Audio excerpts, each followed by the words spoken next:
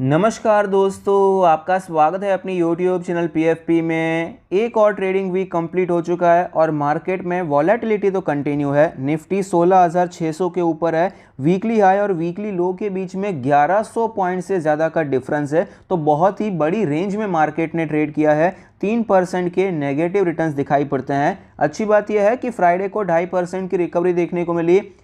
Thursday को जितना गिरा था आधा रिकवर हो चुका है। तो क्या ये ट्रेंड रिवर्सल है या फिर गिरावट कंटिन्यू रहती हुई नजर आएगी, ये हम चार्ट पर देखेंगे। और कौन से ऐसे स्टॉक्स हैं जहां पर हम खरीदारी करने के बारे में सोच सकते हैं, इसके बारे में आज हम चर्चा करने वाले हैं।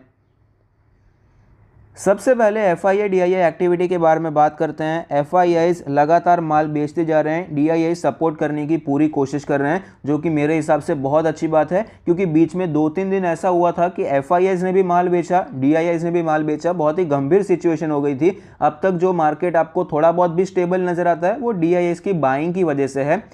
पास्ट में जब भी ऐसा FIIs ने सेलिंग किया है तो मार्केट फ्री फॉल में चला जाता है, लेकिन ऐसा अभी देखने को नहीं मिला क्योंकि DIIs कंटिन्यूसली सपोर्ट कर रहे हैं और रिटेल इन्वेस्टर भी आपको बढ़ते हुए नजर आते हैं।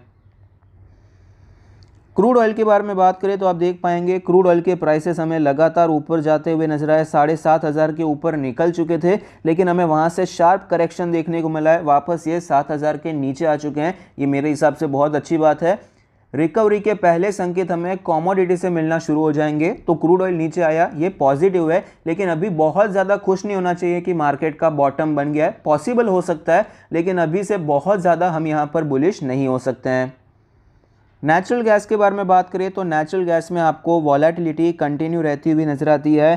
300 के लेवल से 360 के गया और वहाँ पर ये वॉलेटिलिटी करता हुआ नजर आता है। रोज़ के बड़े मूवमेंट्स आपको फिलहाल कमोडिटी में दिखाई पड़ते हैं। गोल्ड के बारे में बात करें तो गोल्ड भी आप देख सकते हैं एक्सट्रीमली बुलिश नज़र आता है, कंटिन्यूसली ऊपर जा रहा है। 48,000 से चलकर ये ऑलमोस्ट 53,000 तक पहुंच चुका है। यहाँ पर फिर से हमें शार्प करेक्शन देखने को मिला। 50,000 के ऊपर फिलहाल ये आपको दिखाई पड़ता है। तो ये भी मेरे हिसाब से अच्छी बात है कि यहाँ पर हमें शार्प करेक्शन नज़र आता है, लेकिन यहाँ से वापस ये ऊपर नहीं जाएगा, ये अभी से कहना मुश्किल हो जाता है क्योंकि सिचुएशन वॉर वाली है। क्या होगा किसी को कुछ नहीं पता, लेकिन ये इंडिकेशन इक्विटी मार्केट के लिए एक्चुअली बहुत अच्छे नज़र आते हैं। US डॉलर के बारे में बात करें तो आप देख पाएंगे यहाँ पर हमारा 1 रुपया यहाँ पर हमें डेप्रिशिएट होता हुआ नजर आया। जनरली करेंसी तो बहुत स्टेबल होता है, इसीलिए तो हम करेंसी कहते हैं, करेंसी का इस्तेमाल करते हैं हर जगह पे। लेकिन फिलहाल यहाँ पर देखिए वॉलेटिलिटी कितनी ज़्यादा बढ़ चुकी है। 5 दिनों में आपको रुपया वीक होता हुआ नजर आया, वापस यहाँ पर स्ट्रांग हो गया, वापस एक ही दिन में वीक हो गया और वापस आपको यहाँ पर स्ट्रांग होता हुआ नजर आता है। तो एक्सट्रीम वॉलेटिलिटी यहाँ पर भी चल रही है। RBI भी यहाँ पर जो डॉलर का सप्लाई बढ़ाता जा रहा है, जिससे हमारा रुपये इतना ज़्यादा डिप्रिशिएट ना हो, तो ये भी मेरे हिसाब से अच्छी बात है। S&P 500 के बारे में बात करें, US मार्केट में भी काफ़ी ज़्यादा वीकनेस है। एक्चुअली देखा जाए तो अपनी मार्केट इतनी वीक नहीं है जितनी US की मार्केट है। अपनी मार्केट तो फिलहाल ही 200 डेज के मूविंग एवरेज के नीचे आई है, लेकिन नैस्डैक में तो हालत बहुत ख़राब है। और S&P 500 जहां पर 500 स्टॉक हैं, यहां पर भी आपको हालत ख़राब नज़र आती है। यहां से नीचे आया, बाउंस बैक देखने को मिला, ये सपोर्ट टूट गया, रेजिस्टेंस लेने के बाद नीचे गया, ये सपोर्ट भी हमें टूटता हुआ नजर आया, लेकिन वापस एक बाउंस देखने को मिला है। टेक्निकली देखा जाए तो इससे हम यहाँ पर ट्रेंड रिवर्सल नहीं देख सकते हैं। अच्छी कैंडल्स बनी है, ये 2 बुलिश कैंडल्स नजर आती है, अच्छी बात है, लेकिन ऊपर के लेवल्स पे हमें मल्टीपल रेजिस्टेंस देखने को मिलेंगे। वॉलेटिलिटी तो यहाँ पर कंटिन्यू रहने ही वाली है। एकदम क्लियर कट ट्रेंड फिलहाल के लिए तो US मार्केट में हमें बिल्कुल नजर नहीं आता। तो US मार्केट में नहीं है तो हमारी मार्केट्स भी आपको स्ट्रगल करती हुई नजर आ सकती है। नेक्स्ट वीक इंपॉर्टेंट इवेंट्स के बारे में बात करें तो मंडे को इंडिया GDP का डेटा और इंफ्रास्ट्रक्चर का आउटपुट आने वाला है, तो इस पर हमें नज़र बनाकर रखनी चाहिए। ट्यूसडे को इंडिया एक्सपोर्ट इंपोर्ट का डेटा आने वाला है, ऑटोमोबाइल सेल्स के नंबर्स आना भी शुरू हो जाएंगे, तो ये भी काफ़ी ज़्यादा इंपॉर्टेंट है। ऑटो सेक्टर में कुछ कंपनीज तो आपको अच्छा परफॉर्म करती हुई नजर आती है, लेकिन पर्टिकुलरली जो 2 व्हीलर का सेगमेंट है वो आपको अंडर परफॉर्म कर रहा है। स्टॉक्स में आपको भारी गिरावट देखने को मिली है और खास कोई स्ट्रेंथ फिलहाल के लिए तो चार्ट पर भी नज़र नहीं आती। तो काफ़ी ज़्यादा इंपॉर्टेंट रहेगा कि कैसे नंबर्स आते हैं। वेडनेसडे को इंडिया मार्केट मैन्युफैक्चरिंग का PMI डेटा आने वाला है, इस पर नज़र बनाकर रखनी चाहिए। और बोर्ड मीटिंग है UPL की, वो लोग बायबैक कंसिडर करने वाले हैं, तो बायबैक आता है तो शेयर में आपको अच्छी तेज़ी देखने को मिल सकती है। पॉजिटिविटी हमें इस शेयर के अराउंड देखने को मिल सकती है। थर्सडे को चाइना सर्विसेज PMI का डेटा है और US जॉबलेस क्लेम्स का डेटा आने वाला है। और फ्राइडे को इंडिया सर्विसेज पीएमआई का डेटा है और यूएस अनएम्प्लॉयमेंट का रेट आने वाला है, यूएस अनएम्प्लॉयमेंट का डेटा भी आने वाला है। तो बहुत सारे डेटाज आ रहे हैं नेक्स्ट वीक, लेकिन सबसे ज़्यादा इंपॉर्टेंट तो रशिया यूक्रेन में क्या चल रहा है वही रहने वाला है। तो मेरे हिसाब से ये सारे डेटा इतने ज़्यादा रेलेवेंट नहीं है फिलहाल की कंडीशन में। फिलहाल तो ये जो जियोपॉलिटिकल टेंशन चल रहा है उसका क्या होता है, सबको उसी के बारे में, मार्केट भी उसी पर फिलहाल फोकस करने की कोशिश कर सकता है। निफ्टी 50 के चार्ट पर हमें क्लियरली पता चलता है कि थर्सडे को हमें भारी गिरावट देखने को मिली, जब मार्केट हमें ऑलमोस्ट 5% नीचे जाता हुआ नजर आया। लेकिन फ्राइडे को रिकवरी देखने को मिली है।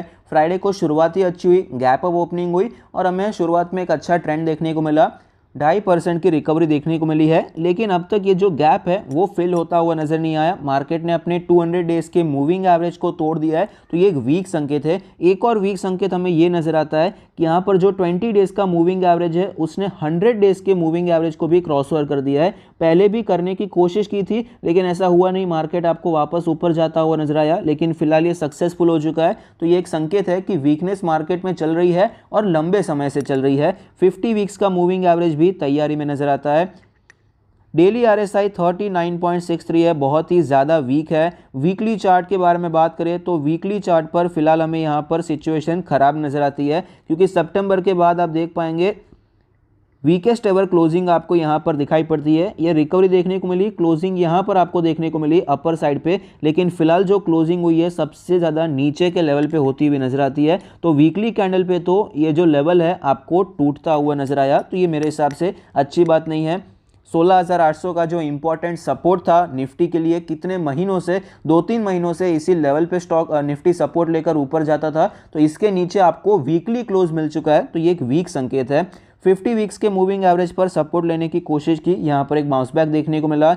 वीकली आरएसआई के बारे में बात करें तो 44.56 का वीकली आरएसआई है। मैंने मल्टीपल टाइम्स वीडियो में कहा है कि किसी भी अच्छे शेयर में, प्रेफरेबली जो लार्ज कैप शेयर्स होते हैं जो कि कंपेरेटिवली स्टेबल होते हैं, वहाँ पर अगर वीकली आरएसआई 40 से 45 की रेंज में आता है तो वो एक बहुत अच्छा लेवल होता है जहाँ पर आप इन्वेस्टमेंट कर सकते हैं। तो निफ्टी 50 लार्ज कैप का इंडेक्स है और 44-45 की रेंज में आ चुका है। यहाँ पर 40 के आसपास इसने पास्ट में कई बार सपोर्ट लिया है और यहीं से आपको बाउंस बैक करता हुआ नजर आता है। बहुत कम बार ऐसा होता है कि बहुत ज़्यादा गिरावट हो जाती है, जैसा कोरोना क्रैश में हुआ था, और यहाँ पर भी 2015-16 में भी कई बार ये टेस्ट हुए थे लेवल्स, लेकिन वापस आपको जनरली यहाँ से बाउंस बैक के चांसेस बढ़ जाते हैं। तो अगर इन्वेस्टमेंट के बारे में बात करें तो मेरे हिसाब से मैंने एक वीडियो भी बना दिया है कि यहाँ पर आप कैसे इन्वेस्टमेंट कर सकते हैं। निफ्टी 20 में डायरेक्टली करना चाहे तो यहाँ पर इन्वेस्टमेंट किया जा सकता है। तो यहाँ पर 16,000 का लेवल, 16,500, ये जो पूरा जोन है ये इन्वेस्टमेंट के लिए काफ़ी अच्छा जोन बन जाता है, वो हमें चार्ट्स पर क्लियरली पता चलता है।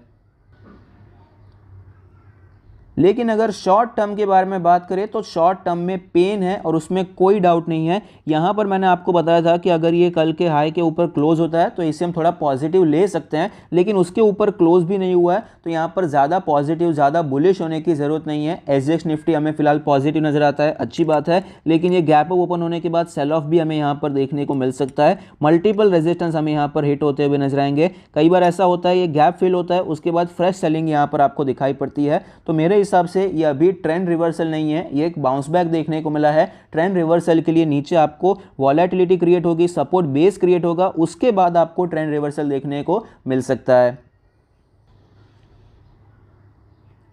निफ्टी मिड कैप के बारे में बात करें तो आप देख पाएंगे यहाँ पर भी गिरावट देखने को मिली है और ये हमें हाई के ऊपर क्लोज होता हुआ नजर आता है, पॉजिटिव है, लेकिन यहाँ पर भी मेरा मानना है ट्रेंड रिवर्सल इसे नहीं मान सकते।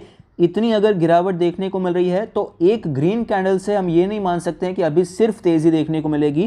तो यहाँ पर भी मेरे हिसाब से वीकनेस आपको कंटिन्यू रहती हुई नजर आ सकती है। वीकली चार्ट पर भी आप देख पाएंगे यहाँ पर भी क्लियरली वीक संकेत है। निफ्टी में तो एक्चुअली ये लो के नीचे वीकली क्लोज नहीं हुआ है, जबकि यहाँ पर तो लो के नीचे आपको ये क्लोज होता हुआ नजर आता है। तो वीकनेस हमें देखने को मिल सकती है, लेकिन थोड़ा बहुत सपोर्ट हो सकता है क्योंकि यहाँ पर अच्छा खासा टाइम स्पेंड किया है, तो थोड़ी बहुत वॉलेटिलिटी, थोड़ा बहुत स्टेबल यहाँ पर मार्केट होने की कोशिश कर सकता है। वीकली आरएसआई 42 है, क्लियरली यहाँ पर गिरावट देखने को मिली है, तो इसके आसपास सपोर्ट लेने की कोशिश मार्केट करता हुआ नजर आ सकता है, लेकिन बॉटम तो फिलहाल मेरे हिसाब से नहीं बना है। यहाँ पर एक बार बेस बन जाए उसके बाद हम थोड़ा सोच सकते हैं।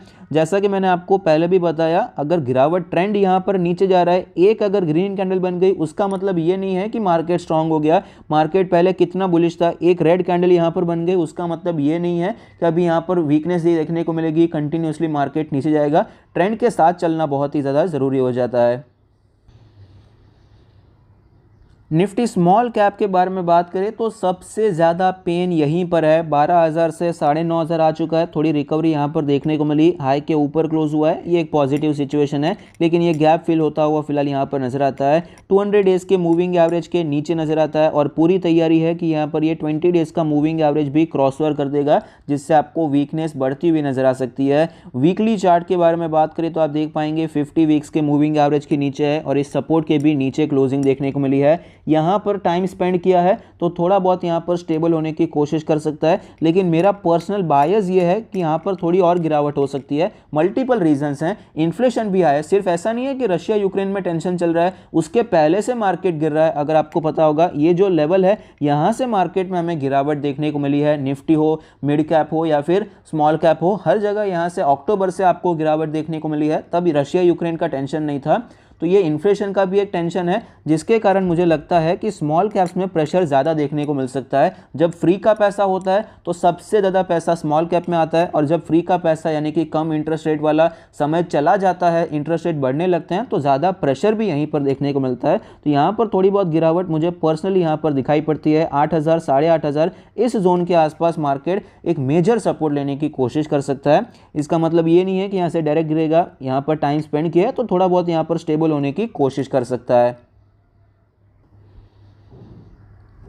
मार्केट में वीकनेस है उसमें कोई डाउट नहीं है, लेकिन यहाँ पर जब भी वीकनेस होती है, इंडिया में बाउंस बैक देखने को मिला, हमारी मार्केट्स वापस बाउंस बैक करती है, तो ऐसे समय पे इन्वेस्ट करना बहुत ज़्यादा ज़रूरी हो जाता है। शॉर्ट टर्म पेन को स्वीकार करते हुए, वॉलेटिलिटी को स्वीकार करते हुए जो खराब समय में इन्वेस्ट करता है उसे सबसे ज़्यादा रिटर्न्स देखने को मिला है। तो आज हम अबॉट इंडिया के बारे में बात करेंगे। सबसे पहला शेयर अबॉट इंडिया है। 35,000 करोड़ की मार्केट कैप है, 17,000 का लास्ट ट्रेड प्राइस है, 48 का पीई रेशियो है। वैल्यूएशन वाइज सस्ता नहीं है लेकिन एक्सट्रीमली महंगा नहीं है, प्रीमियम वैल्यूएशन पे स्लाइटली ट्रेड कर रहा है।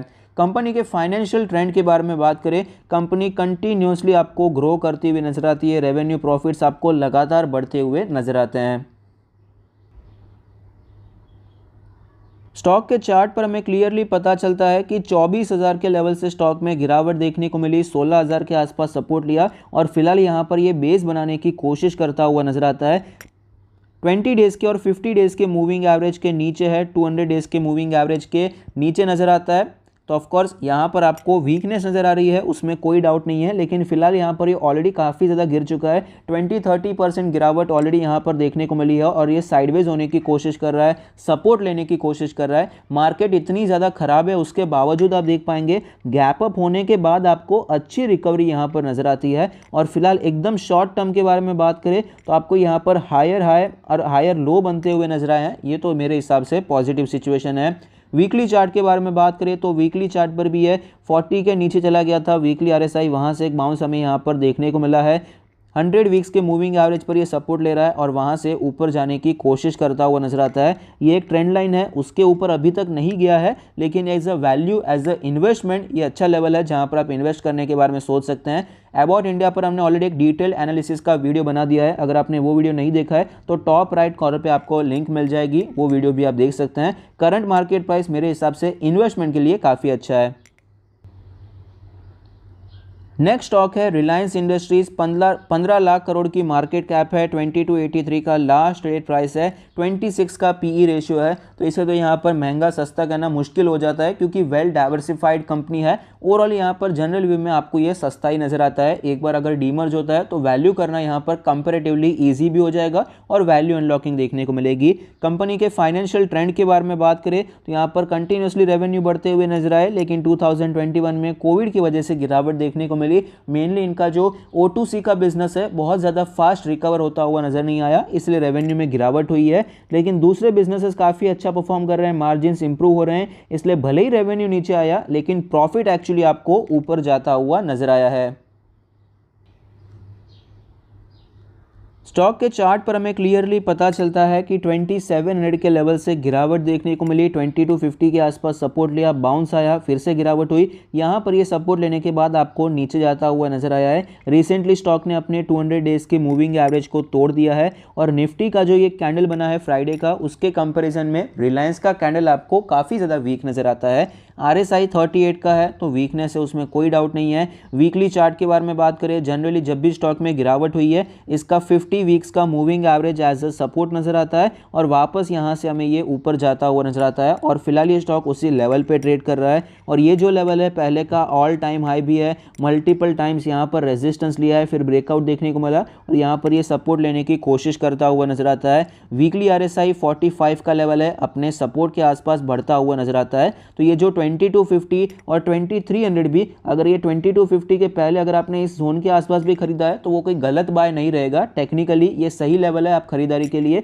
इस 50 पॉइंट्स के पॉइंट में 50 पॉइंट के रेंज में अगर आपने कहीं पर भी खरीदा है तो एक अच्छा प्राइस रेंज है जहां पर आपने स्टॉक को एक्यूमुलेट किया है। तो यहां पर करंट मार्केट प्राइस पे आप एक्यूमुलेट करने के बारे में सोच सकते हैं अगर आपने इस जोन में अभी तक एक्यूमुलेट नहीं किया है, क्योंकि टेक्निकली अब ये थोड़ा वीक हो चुका है। ये नीचे आया, सपोर्ट लेने की कोशिश की, वापस नीचे आ रहा है, तो थोड़ी बहुत गिरावट आपको और देखने को मिल सकती है। बेहतर लेवल हमें यहाँ पर देखने को मिल सकते हैं, एटलीस्ट 2200 का लेवल। ये जो सारे लेवल्स हैं 2180, 2200, ये सारे लेवल्स हमें यहाँ पर अचीव होते हुए नजर आ सकते हैं। यहाँ पर भी आप एक्यूमुलेट करने के बारे में सोच सकते हैं।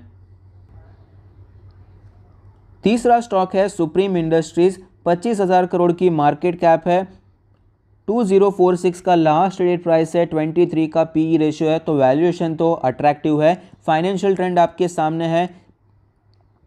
रेवेन्यू में हमें बढ़ोतरी देखने को मिली, रेवेन्यू वापस यहाँ पर नीचे गया, लेकिन आपको रेवेन्यू में 2021 में अच्छा जंप देखने को मिला। और प्रॉफिटेबिलिटी के बारे में बात करें तो कंपनी के मार्जिन्स बहुत अच्छे इंप्रूव हो चुके हैं, तो यहाँ पर कंटिन्यूसली प्रॉफिट्स भी हमें बढ़ते हुए नजर आए हैं। स्पेशली 2021 में कंपनी का परफॉर्मेंस बहुत अच्छा रहा है। स्टॉक के चार्ट पर हमें क्लियरली पता चलता है कि 2600-2700 के लेवल से स्टॉक में गिरावट देखने को मिली है। 2000 के आसपास ये सपोर्ट लेने की कोशिश करता हुआ नजर आता है। फिलहाल ये स्टॉक अपने 20 डेज के मूविंग एवरेज के ऊपर है, बाकी सारे मूविंग एवरेज के नीचे है। वीकनेस है, उसमें कोई डाउट नहीं है, और इसका जो एक इंपॉर्टेंट सपोर्ट था यहाँ पर, वो भी हमें टूटता हुआ नजर आता है। तो स्टॉक में वीकनेस है, वॉलेटिलिटी हमें कंटिन्यू रहती हुई नजर आ सकती है, लेकिन स्टॉक एक अच्छे लेवल पे है। वीकली चार्ट पर हमें पता चलता है कि 100 वीक्स के मूविंग एवरेज पर ये सपोर्ट लेने की कोशिश कर रहा है, और यहाँ पर पहले भी आप देख पाएंगे हमें एज अ सपोर्ट ये देखने को मिला है। सपोर्ट लिया, ऊपर गया, सपोर्ट लिया, ऊपर गया, फिर से स्टॉक यहाँ पर आ चुका है। तो ये एक इंपॉर्टेंट लेवल है स्टॉक के लिए। साइकोलॉजिकली भी 2000 के आसपास का जोन एक इंपॉर्टेंट लेवल हो जाता है। वीकली RSI 43 के आसपास है, सपोर्ट के आसपास है। तो यहाँ पर as a long term investor आप एक्यूमुलेट करने के बारे में सोच सकते हैं। अच्छी कंपनी है, लेकिन टेक्निकली मैं आपको बता दूं कि ये लेवल अगर टूटता है तो थोड़ा और वीकनेस देखने को मिल सकती है। स्टॉक वॉलेटाइल हो सकता है, स्टॉक आपको कुछ महीनों तक नीचे के लेवल्स पे ट्रेड करता हुआ नजर आ सकता है, लेकिन लॉन्ग टर्म अगर आपका व्यू है तो कंपनी अच्छी है। आप यहाँ पर थोड़ा बहुत एक्यूमुलेट करने के बारे में सोच सकते हैं, क्योंकि इसका वैल्यूएशन भी काफ़ी ज़्यादा फेवरेबल है। मेरा पर्सनली मानना है कि स्मॉल कैप मिड कैप में थोड़ा बहुत इन्वेस्टमेंट अभी करना चाहिए, ज़्यादा हमें एग्रेसिव नहीं होना चाहिए, क्योंकि वैल्यूएशन भी आया है और इन्फ्लेशन बढ़ेगा तो स्टॉक्स में गिरावट हो सकती है। लेकिन सुप्रीम इंडस्ट्री का हमें वैल्यूएशन कंट्रोल में नजर आता है और अट्रैक्टिव नजर आता है, तो थोड़ा बहुत इन्वेस्टमेंट यहाँ पर आप कर सकते हैं। आई होप आपको ये वीडियो पसंद आता है। Thank you, stay happy, happy investing.